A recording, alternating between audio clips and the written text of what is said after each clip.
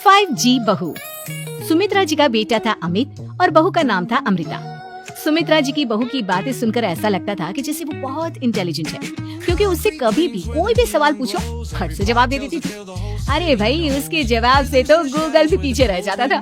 और इसलिए कम से कम सुमित्रा जी के घर में तो किसी को भी गूगल की जरूरत ही नहीं पड़ती थी।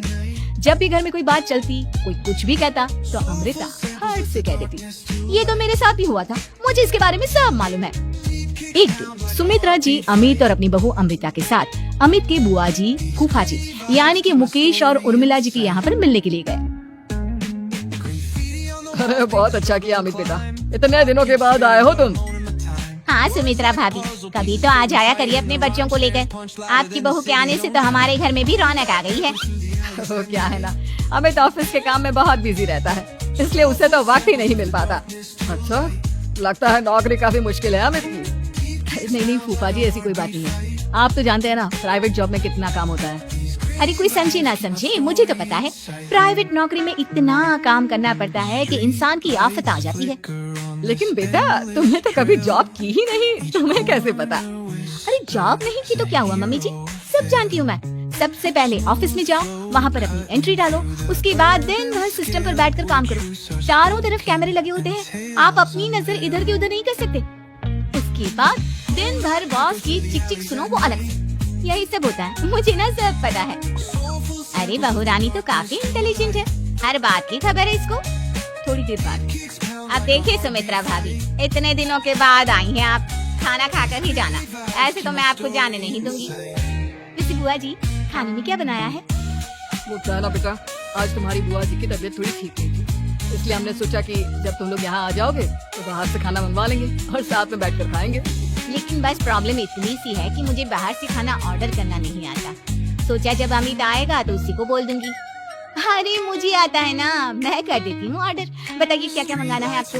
इटालियन, कॉन्टिनेंटल, इंडियन, पंजाबी सब पता है मुझे। क्या बात है बहू, क्या घर में भी खाना रोज बाहर से ऑर्डर करती हो? अरे नहीं बुआ जी, ऐसी कोई बात नहीं है, बस मुझे ना सब पता है।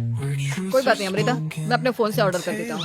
अरे क्या बात है, आजकल ऑनलाइन डिलीवरी पर कोई ऑफर नहीं चल रहा है, वरना काफी पैसे बच जाते। कैसी बात करते हैं अमित? मैं कह रही हूँ ना, मुझे सब पता है। मुझे एक बहुत अच्छा ऑनलाइन डिलीवरी वाला मालूम है, जहाँ पर 50% ऑफ मिल जाएगा। और आज तो वैसे भी फ्राइडे है ना, फ्राइडे को तो उस पर 50-70% ऑफर मिलता ही मिलता है। अरे क्या बात है, इसके बारे में तो मुझे पता ही नहीं था। अरे बेटा, जिस चीज के बारे में किसी को पता नहीं होता, हमारी बहू को पता होता है। एक काम कर, तू उसी को ऑर्डर करने दे। क्या बात है अमृता बेटा, तुम तो बहुत इंटेलिजेंट हो, सब कुछ जानती हो। कुछ दिनों के बाद सुमित्रा जी की कुछ सहेलियाँ उनसे मिलने के लिए आती हैं। अरे सुमित्रा बहन कैसी हो, बहू कैसी है तुम्हारी? अरे पूछिए मत, बहुत इंटेलिजेंट है मेरी बहू, सब कुछ जानती है। क्या बात है, बहू के आने के बाद तो औरतें दुखी हो जाती है, लेकिन तुम तो बहुत खुश लग रही हो।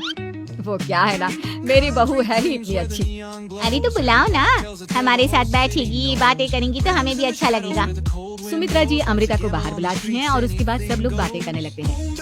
क्या बताऊं, कुछ दिनों से घुटनों में इतना दर्द हो रहा है कि चला भी नहीं जाता। अब बुढ़ापे में तो ये सब चलता ही रहता है, क्या कर सकते हैं। आंटी जी, आप योगा करिए, योगा और साथ में ना काले तिल खाया करिए, आपके घुटनों का दर्द भाग जाएगा। लेकिन तुमको ये सब कैसे पता बेटा? अरे मेरे भी घुटनों में दर्द होने लगा था, मैंने योगा किया और काले तिल के साथ गुड़ मिलाकर उनके लड्डू बनाकर खाए, एकदम ठीक हो गए हैं मेरे पैर। अमृता, ये तुम क्या कह रही हो? इतनी कम उम्र में तुम्हारे पैरों में दर्द कैसे हो सकता है? अरे मम्मी जी, सच कह रही हूँ। एक बार अगर कोई ये नुस्खा अपना लेना, बस मजा आ जाए। ठीक है बेटा, अगर तुम कहती हो तो मैं ये करके देखती हूँ। मुझे सब पता है आंटी जी, ये मेरे साथ हो चुका है, इसीलिए तो बता रही हूँ मैं आपको, ऐसे नहीं बताती किसी को। कुछ दिनों के बाद अमित अमृता को अपने दोस्तों के साथ घूमने के लिए ले जाता है। क्या यार, क्या जिंदगी होगी, सारा दिन ऑफिस का काम करते रहो, अपनी हेल्थ पर तो ध्यान ही नहीं दे सकते।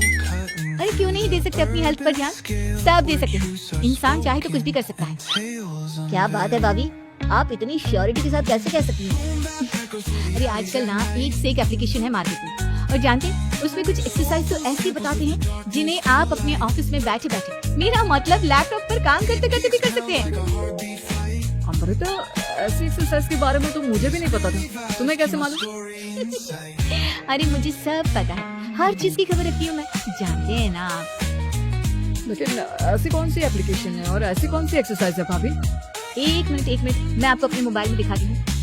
अरे वाकई में भाभी तो सही कह रही है, देखो यार इसमें कितनी अच्छी एक्सरसाइज दिखाई गई है। अपनी चेयर पर बैठे बैठे एक्सरसाइज भी कर लो, काम भी और हेल्थ भी। वाह भाभी वाह, मजा आ गया। लेकिन अमृता तुम्हें इस बारे में कैसे पता? अब मेरे साथ जो चीज हो चुकी है उसके बारे में तो मुझे पता होगा ही ना अमित। मतलब तुम कब ऑफिस में काम करने गई जो तुमने ऑफिस करते करते एक्सरसाइज की? मैं जो किचन में काम करती हूँ अमित, घर के काम, वो किसी ऑफिस के काम से काम है क्या? बस मैं भी वो सब करते करते इनमें से कुछ एक्सरसाइज ट्राई कर लेती हूँ, इसलिए मुझे सब पता है। सही है यार, तुम तो बहुत इंटेलिजेंट हो। कुछ दिनों के बाद ये क्या है? एक दोस्त ने मेरे साथ एक मजाक किया है लेकिन समझ में ही नहीं आ रहा। अरे बेटा तो अमृता से पूछ लेना, उसके पास कोई ना कोई जवाब जरूर होगा। ठीक है जी मम्मी जी, मैं सब जानती हूँ। लेकिन अमृता ये थोड़ा मुश्किल है, सोच लो। मेरे लिए कुछ भी मुश्किल नहीं, दुनिया की कोई भी पहेली हो मैं चुटकी में सॉल्व कर लेती हूँ। अच्छा, देखो मेरे दोस्त ने मुझे एक खाली पेपर दिया है और कहा है कि इस पर उसने मेरे लिए कुछ मैसेज लिखा है। अब एक बात बताओ यार, खाली पेपर पर I mean, जिस पर कुछ भी नहीं लिखा हुआ उसे मैं कैसे पढ़कर बताऊं? अरे बस इतनी सी बात, इसे तो मैं चुटकियों में सॉल्व कर दूंगी अमित। लेकिन कैसे बहू, इस पेपर पर तो वाकई में कुछ नहीं लिखा हुआ, एकदम खाली पेपर है, कैसे क्या पढ़ोगी तुम? अमित एक छोटा सा काम करो, जल्दी से एक मोमबत्ती लेकर आओ। अरे बहू पेपर में आग लगाने का इरादा है क्या? नहीं मम्मी जी, इस पेपर पर अमित के दोस्त का लिखा हुआ मैसेज पढ़ने का इरादा है। अमित कैंडल लेकर आता है।